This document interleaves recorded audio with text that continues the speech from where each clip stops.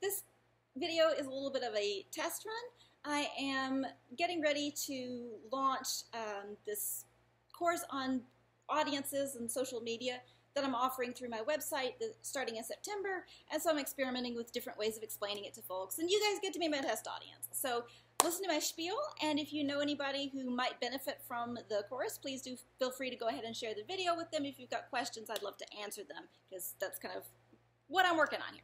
So anyway, those of you who have known me for a while know that my academic research focuses on digital communities and how they form and sort of conglomerate and find more of each other and how they move through different platforms and all that kind of stuff. And so if you've known me for a little longer, you might also know that several years ago, I met somebody who, I got my first consulting gig because I met Mary Settle Cooney, who at that time was the executive director of the Tennessee Valley Art Association, and she wanted to know, did I think that I could apply what I was seeing in my academic work, the research and analysis, to growing an online audience for the Art Association? And I was like, well, I don't know, but I'll try. And so that was my first consulting gig, and I was with them for like 4 years, and since then, I have found more clients and applied the analysis in different kinds of ways, and it's been really fun and interesting and all this good stuff. But one of the things that happens when people know that you study online communities and they know that you do something that's kind of intersecting with marketing or public relations somehow, they have lots of questions for you about their social media, right? And mostly that's great, but something that I've seen a lot is that the people who logically would stand to benefit the most from the kind of services that I offer, in terms of they would probably see a really big boost from having somebody conduct this high level of research and analysis and apply it to their digital presence, are often also the people who can least afford to hire an outside expert, right? Because big businesses can totally use this kind of analysis, but small businesses and nonprofit organizations and entrepreneurs are really heavily dependent upon interacting with their communities, right? They can't really do the mass market thing in the same way that a large organization can, so they really need community buy-in, which makes my kind of analysis super helpful for them.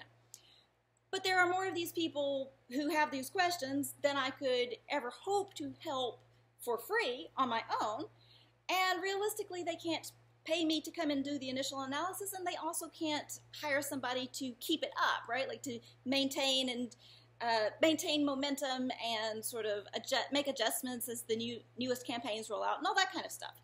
So what these folks would really benefit from in a lot of cases is learning at least the basics of how to go about conducting this same kind of analysis for themselves. And the thing about research and analysis is that it can be difficult, and it can be time-consuming, and it definitely requires some skill, but it's not magic, and it's generally not rocket science, and some people are probably always going to have more of a knack for it than others, and you're not going to become an expert overnight, but you can definitely learn the basics. This is a doable thing, right? And so if you have known me for a while, then you also know that I teach college courses, and I love teaching college courses, and one of the courses that I most enjoy teaching is research writing. And so I had the bright idea, I will teach people the research methods, and then they can themselves conduct the research that they need. And so that's what this course is about, right? So I've set it up to last for 12 weeks, which is not quite a semester because nobody wants to take a whole college course, okay? But I designed the course very much like a college practicum course, in which we start in September, literally the first day is September 1st, and we have weekly live sessions, so we all log in, and I introduce a concept and explain how it works, and then you've got some guided practice. And then homework assignments are due on Sundays and Tuesdays, and what happens with those is that the people who register for the course take what I've introduced on Thursday night, and they begin applying it to their social media, they're trying it out in real time on their actual platforms that they are trying to where they're trying to promote. And on Monday nights and Wednesday nights, I send them feedback on how that's going and what I think they should try next and stuff. And then the next week, the next Thursday, we kind of take it to the next step. Over the course of 12 weeks, we conduct research, analyze audiences, push out one ad campaign at week 7, okay, so we kind of get it started, and then the first ad campaign almost never goes super well because you do a test, right? So like this one is the test.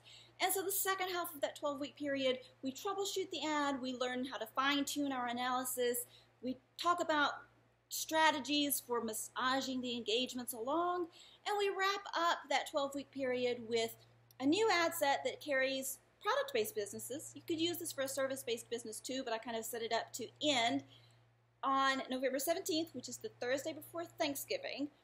You wrap up the 12-week period with a new ad set that's going to carry your business through the holiday shopping season and into the beyond.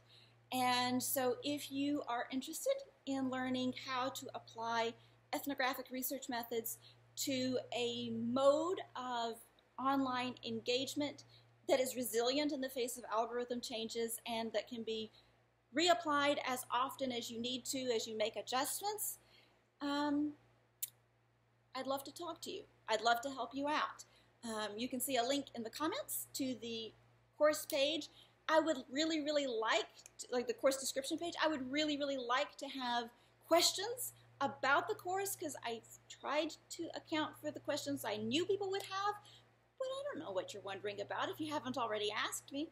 So please do feel very free to reach out and be like, hey, I don't know what this means. Tell me more about blah, blah, blah. And I'll be happy to hear from you. Thanks if you've made it this far through the video. I really appreciate that.